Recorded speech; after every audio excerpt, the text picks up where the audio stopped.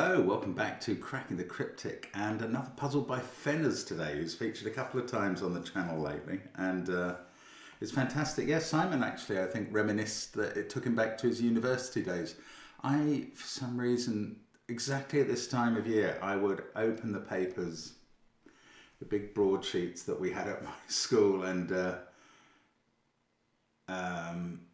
look at the very first county cricket results of the season, or scorecards, and they would be playing at Fenners and the Parks for that first week, because Oxford and Cambridge University always began the cricket season.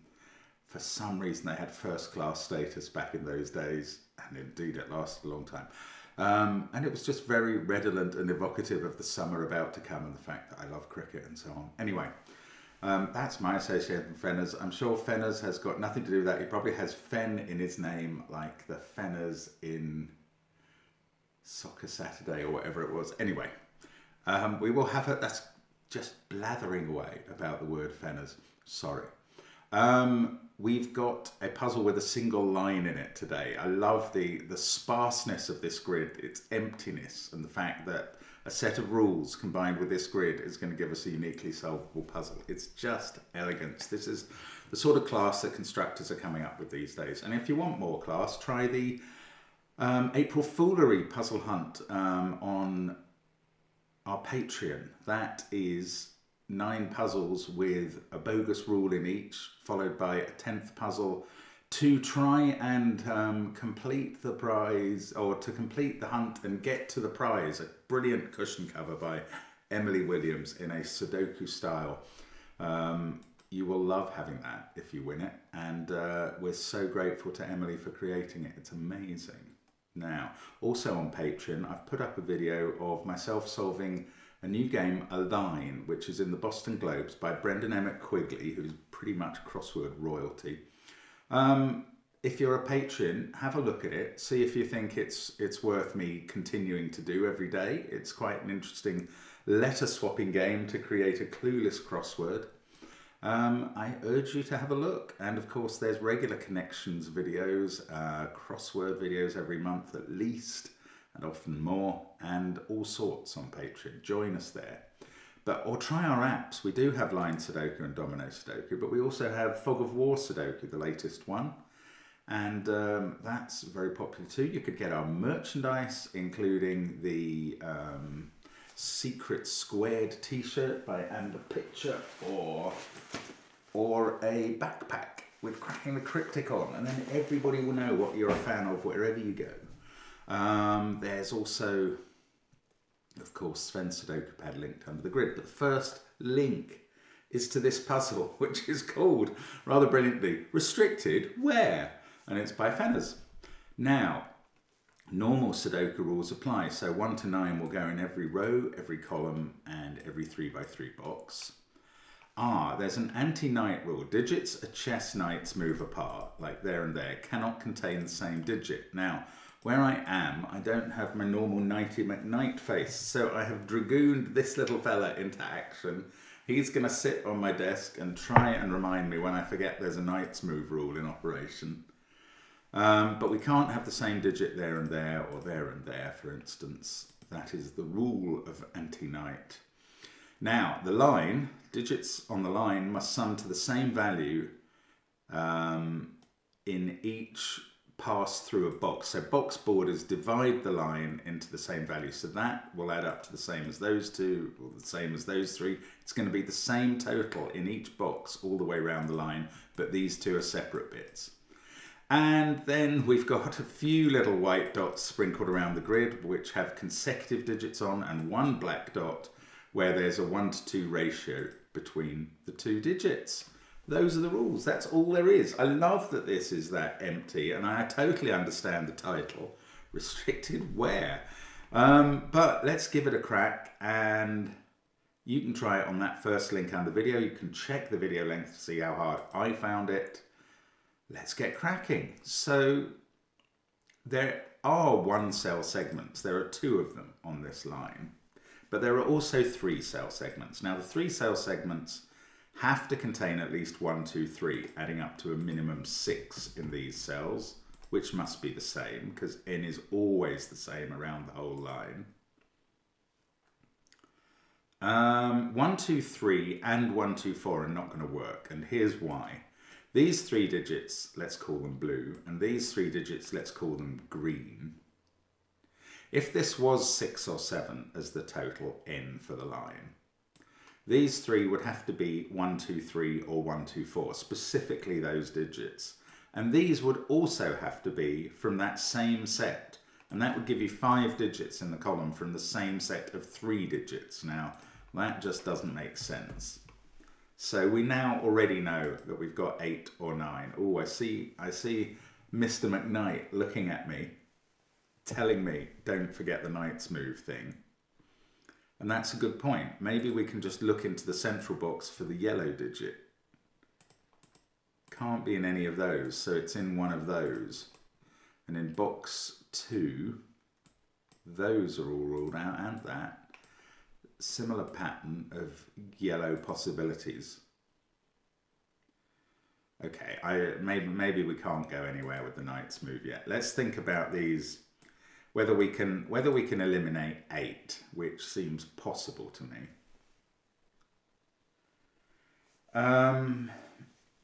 3 cell segments with a white dot, they're fine. It could either be 1, 2 and 5 or 3, 4 and 1. Right, if it was 8, yes, it breaks immediately. Okay, that's that's neat. And it uses, I don't want to call it a trick, because it's so obvious that it embarrasses me still to remember. I was doing, it must be 4 years ago, I was doing a Sam Cappleman-Lynes genuinely approachable puzzle. And I just couldn't figure out why a cell like this couldn't be a 1. So while I'm telling you why it would have to be a 1, if that was an 8, you just figure out why it can't be a 1. But if this was an 8, every group of 3 cells adding up to 8 that are different from each other have a 1 in, because 2, 3 and 4 is too many. So there's a 1 in that group. There would, in the blue group, that would rule out 1 out of these 2, but the green group needs a 1 as well. So that would have to be a 1. Now, why can't this be a 1? Because it's got 2 dots whose other sides see each other. I know I'm ignoring whether they're white or black, but the point about 1 is it's only got one possible dotty neighbour of either colour. If it's consecutive digits, the neighbour has to be a 2, and if it's a 1 to 2 ratio, the neighbour has to be a 2. Those 2 can't both be 2, so that can't be 1. So this can't be 8, and yellow is now 9. And let's mark that as such in those. These are the candidate. When I write a little number in the corner of the cell, it's not a candidate for that cell so much as I'm writing all the digits in the box where that number could be, all the cells in the box where that number could be, I'm labeling. Now, things get a little harder now because we know that there are 3 ways of making up 9 in 3 cells. Let's colour all the places where this is happening in this box, in this grid, because there are 4 of them. 5 of them. Now, the way you can make up 9 in 3 cells is either 1, 2, 6, 1, 3, 5, or 2, 3, 4. Now, not only do 2 of those have a 1 in, any pair of those has a repeat digit. The simplest way of knowing that there would always be a repeat digit in any 2 sets that add up to 9 is by saying, could you have 6 different digits? And both of those form, and that group of 6 form 2 different sets that add up to 9. And you couldn't, because those 6 digits would add up to 21. You couldn't divide them into 2 sets of 9 because that's only 18. Anyway, the point is, these can't blue and green, we worked out when we were considering 8 as the yellow number. Blue and green can't both have a 1 in, or that becomes a 1 and it's not available there. So it's not that pair. So blue and green, which can't be the same pair, we've understood that, must have a 2, 3, 4 pair. Now that could be here or it could be here. However, it must also have an overlap. Blue and green must have an overlap. If you look at those two, they have a 2 overlap. If you look at those two, they have a 1 overlap. If you look at those two, they have a 3 overlap. So one of these tiny digits is overlapping, appears in those cells, can't appear in those cells, and must appear here. So that is 2 or 3. And the same digit appears in blue. Now, where does that leave us? If it's 2, that's 1 or 3, and that's 4 or 1. If it's 3, that's 2 or 4, and that is definitely 6.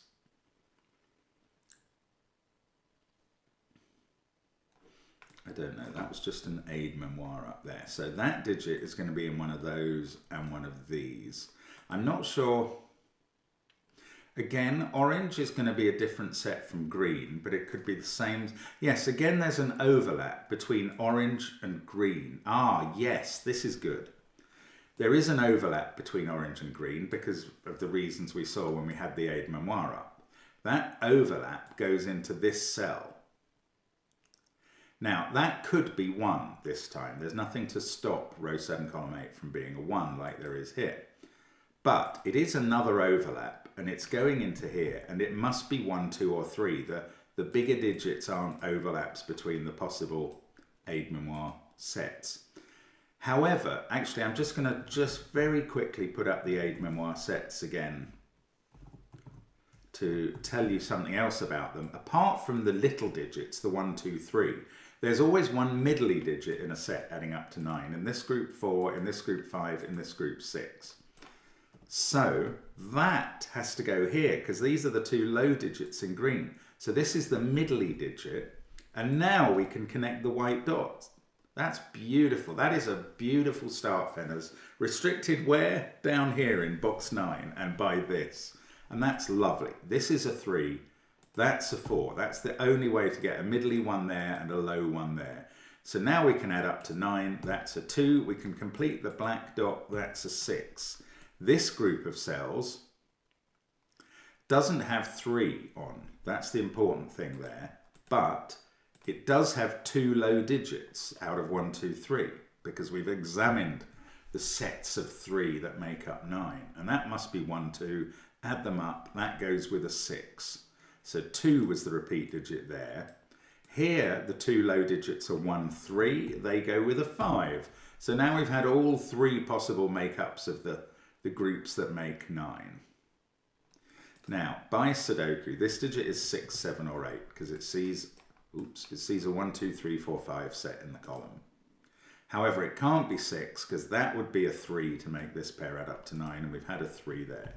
So that is 7 or 8. This is 1 or 2. Now we know that this pink group can't be 1, 2, 6. So it's got a 3 in it. It's either 2, 3, 4 or 1, 3, 5. And it's not 1, 3, 5 because of parity. Because those digits are all odd. And this pair needs an even digit on to, if you have a consecutive pair of digits, one's odd and the next one's even. So 1, 3, 5 won't work here. So it's a 2, 3, 4 group, and that becomes a 1. This is gorgeous, and that's an 8. This puzzle, it's close to feeling like a discovery, but it's not. I mean, Fenners has found this excellent line that starts in this area. He could have joined it up there, but he's thought of putting these bits in, and he's decided where the dots go to make this solvable. I love this. This is really clever. Now, these are 5, 7, 8, 9. I'm saying Fenners is a he. I have no idea. I have no idea. Sorry, Fenners. I might be misgendering you. Now, that can't be 7 because 2 would clash there. So this is 5 or 8. That's 4 or 1. Now, that would mean that this can't have a 1 and a 4 in it, but there is no such group. I don't know what red is. I don't know at all what red is. That's really quite strange. If this was 4, 5, the middly digit in red would have to be a 6, which would put 1, 2 on the white dot. If this is 1, 8, this would have to be 2, 3, 4. Okay, so I do know a tool. Interestingly, I seem to have ruled out 1, 3, 5. If that's 4, 5, this is 1, 2, 6. If that's 1, 8, this is 2, 3, 4. So it's 2, 3, 4 or 1, 2, 6, and there's definitely a 2 in it. That's so strange. I mean, you do these puzzles a lot, and you think you've come across every variant of using the sets of 9, and then you haven't. It's brilliant. Right, this could be 2, 3, 4. Now, all you would know about the white dot, a priori, is that 3 would be on it. If it's 1, 2, 6, you'd know that 1 and 2 were on the white dot. I mean, I can tell from that this digit is even, because it's either 6 or it's the odd one out from 2, 3, 4 that isn't a 3. But I don't think that parity observation is going to help me, although it is odd how often the parity observations do help. Now, 6 there, there's a 6 here, there's got to be a 6 in one of those cells. Oh, that's magnificent. This is magnificent. Look at 6s. Oh, that's beautiful. Where's 6 in this column? It's in one of those two. I didn't mark that. I should have done perhaps, because that takes 6 out of this cell. Where's 6 in this row now? It's in one of those two. Now, look at that X-wing that's created. There's a 6 in one. Now, I know I'm forgetting the knight's move, but I'm about to remember that, and it's probably about to come into its own and really help. Anyway, look at this X-wing on 6s. One of those two is now a 6. One of those two is now a 6. That gives us both of the 6s in columns 1 and 2. The box where the 6 in column 3 is can't be box 1. It can't be box 7. It must be box 4. So there is a 6 in this set, and we now know they're 1, 2, 6. The ones on the dot are 1, 2, and that is a 6. And now Mr. McKnight tells me that cannot be a 6. So we've got the 6s. We might get all the 6s in the grid from this. Don't know. Yes, look, that one sees that. That one sees that. The knight's move is suddenly right to the fore. 6 in this box is now ruled out of those by Sudoku and those two by knight's move. So 6 ends up in one of those positions.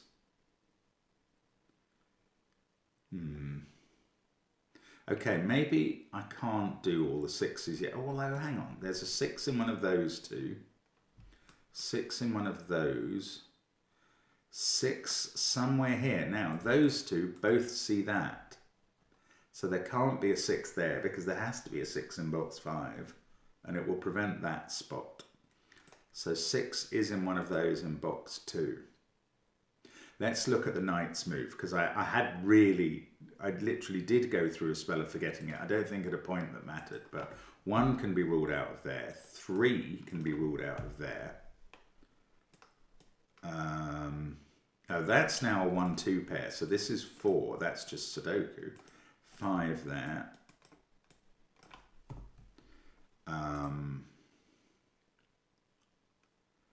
Any more for the knight's move? Any more?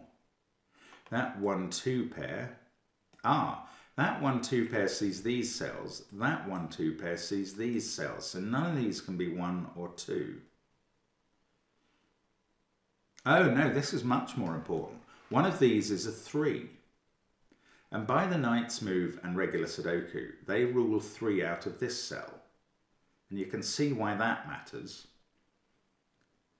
So I'll just explain why they rule 3 out of row 4, column 6. If you had a 3 there, it prevents 3 there by normal Sudoku, and it prevents 3 there by knight's move. So there would be nowhere for a 3 here. So that can't be 3. If that can't be 3, this can't be 6. Look at the blue line. So 6 is ruled out there, We're going to get 6 in box 6. We're going to rule out one of the positions. That one is going to see this by knight's move, and that places 6. And now we do get the last 6 in the grid. Not there, but there. And that's all the 6s done. Who thought we would be finishing first on 6s? I didn't. 2, 4, 6, 3. Right. Now, 2 can't be in either of those cells by knight's move. So it must be in one of these 2 in the box. 4 can't be in either of those 2. So it's in row 5 in box 6. Don't know if that's doing anything. Not really. Here we have this 2, 3, 4 setup where this digit can't be 3, or else that would leave 2 and 4 being both even on the white dot. Those look like they might be intended to be connected by knight's move. Now, this column, 3, 7 and 8 are the remaining digits. Don't know much about that. 2 is in one of these cells in box 7. That's not quite a triple yet, but 1, 2 and 4 are confined here. That one, okay, I'm not quite seeing what to do next. And there isn't, oh look, 4, where does 4 go here? There aren't many places to look, but 4 by the knight's move is actually placed there. Then this can't be 4. That doesn't quite resolve this triple. 1, 2, 6, 4. 5 and 3 can't go there, so that's 7, 8 or 9. 2, 4. This pair, what are they? They're not 6, 3 now, we know that. This digit can't be 1 or 2, or 4, or 3 or 6, or 9. So it's 5, 7 or 8. This is 4, 1 or 2. It's not 4, because look at the positions for 4 in this purple string. They're both looking at that. So this is 1 or 2. Okay, it might be time to get rid of the original colours. I think it is. I mean, they're not really doing anything anymore. And start labelling up 1s and 2s. Orange versus green. That one's orange. Now there's a 1 or a 2. The orange is in one of those cells. That green sees all of these. I don't know, maybe I've started too early. It would be nice if I could have worked out what any of the, we've got 1 placed 1 in the grid and 1 placed 2. Yeah, I just need to think about this for a second. If that's orange, that's orange. Yeah, okay, where is green in this box? It is quite interesting. That green says it's not in those cells. This pair says it's not in those cells because it's a 1 or a 2, and they're preventing 1 or 2 being there. So now green has to be in one of these 2.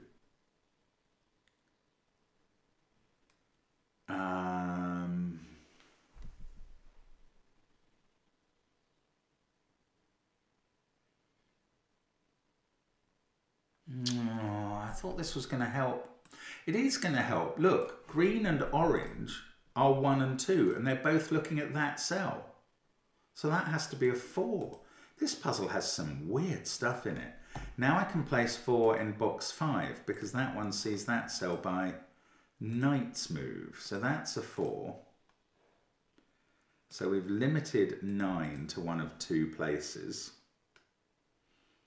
It's not really, well, that's going to take 9 out of this cell because those 2 both see that. Now I've got a 7, 8 pair in the central. What is going on in this puzzle? I've got a 7, 8 pair in the central column. I've got a 2 X-wing. Oh, well, I already knew 1 and 2 were confined. Why do I keep saying combined instead of confined? Confined to these places. Oh, and 2 was in one of those 2. We marked that earlier. Is there any reason that stops it being green? No, I don't think so. However, these two. That one sees both the oranges. So if that's a 2, it's green. If that's a 2, it's orange because of that. Oh, I wish it would just tell me which. Oh, I'm loving the journey here. This is such a strange puzzle. 4 can't be in those cells, including the knight's move, so it's limited. But we had 4 in one of those two, so we can take it out of there. So 4's in one of those two. Now it can't be in either of those two by knight's move and regular Sudoku. So 4 is up there. Then we've got 4 in one of these two cells. And these are the remaining X-wings on 4s in the puzzle. Those are the remaining 4s that we haven't placed. 9 in this box is in one of those cells. They don't manage to reach across. That's quite interesting. Those 3 cells all see that one, so that can't be 9 anymore. 9 is now here or here. No, look, that 9 is looking at that cell, so that's a 7. Here we go. So one of those is a 9, that's not 9, and now the 9 in this row is known. It's there. Let's give it its yellow colour. That sees both of these cells, so we get 9 in box 4.